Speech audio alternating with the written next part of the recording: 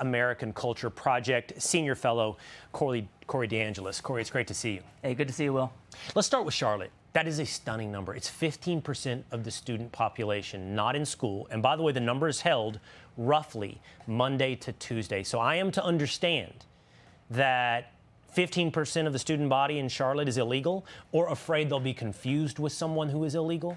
Yeah, exactly. And so this goes back to a 1982 Supreme Court decision called Plyler v. Doe, which mandates states, forces individual states who should be running their own education systems to educate kids whether they are here legally or illegally. So that causes a lot on the taxpayer burden.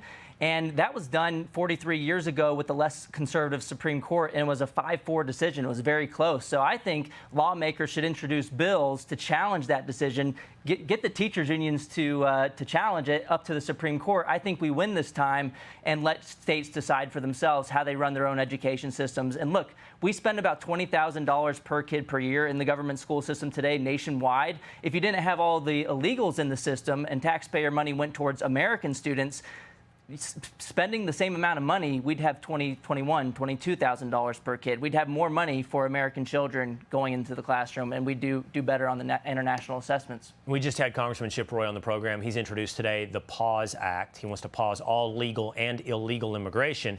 Part of his bill does include forcing the repeal of that Supreme Court decision you talked about, where local municipalities have to take illegal students into school.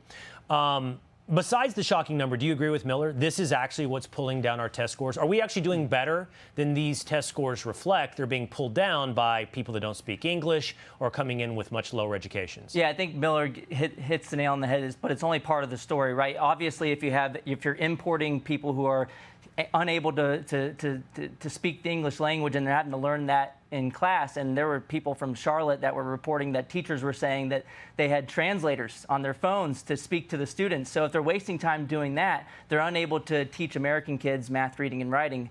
And then also, look, the teachers' unions are behind a lot of this crap as well, because they passed at their annual convention this year a whole bunch of resolutions that read more like a declaration of war on the Trump administration than anything else. And they also passed resolutions to oppose immigration enforcement, to oppose Trump's plan to close the border. They're for open borders. And why would the teachers' unions be for open borders? Well, they get more money per student that's in the school, whether they're here legally or not. So I think if the teachers' unions challenge this bill by Chip Roy, I think they'll be stepping on a rake. I think we win at the Supreme Court. You make a great point. It's not just pulling test scores down, it's pulling resources away from other students to learn. Thank you, Corey. Thank you.